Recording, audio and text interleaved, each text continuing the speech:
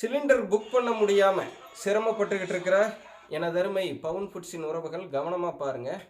இப்போ பார்த்தீங்கன்னா நம்ம அந்த முறையில் தான் இப்போ சிலிண்டர் புக் பண்ணி வாங்கியிருக்கோம்.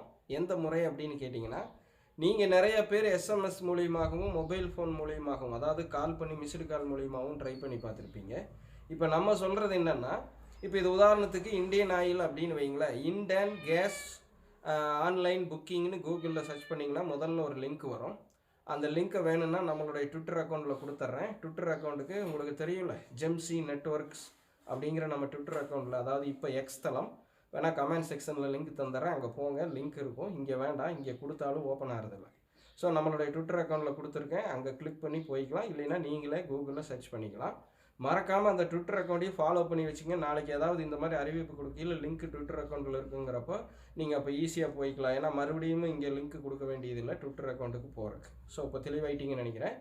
ஸோ அந்த இணையதள முகவரியை கிளிக் பண்ணி உள்ளே போய் உங்களுடைய கேஸ் புக்கில் இருக்கிற ஃபுல் நம்பர், கன்சியூமர் நம்பரு, அதோடு இணைந்து இருக்கிற மொபைல் நம்பரு, சரிங்களா, இதையெல்லாம் வந்து கொடுத்து ஒரு ப்ரொஃபைலை க்ரியேட் பண்ணிக்கலாம். ஸோ ப்ரொஃபைலை க்ரியேட் பண்ணிவிட்டு நீங்கள் அங்கே போய் சிலிண்டர் புக் பண்ணி அதுக்கு சொல்லுவாங்க பார்த்தீங்களா, ப்ரிப்பேர்டு டெலிவரி, நார்மல் டெலிவரி வேணுமா இல்லை ஃபுல் டெலிவரி, அதாவது ஸ்பெஷலாக டெலிவரி வேணுமாங்கிறதெல்லாம் கொடுத்து புக் பண்ணிக்கலாம். அங்கேயே ஆன்லைனில் பேமெண்ட்டும் பண்ணிக்கலாம்.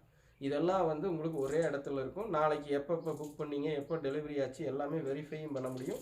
எல்லாம் ஒரே இடத்துல இருக்குது. லிங்க்கை தவறாமல் தேடி எடுங்க, இல்லைன்னா நான் கொடுத்துருக்கிறத பயன்படுத்திங்க.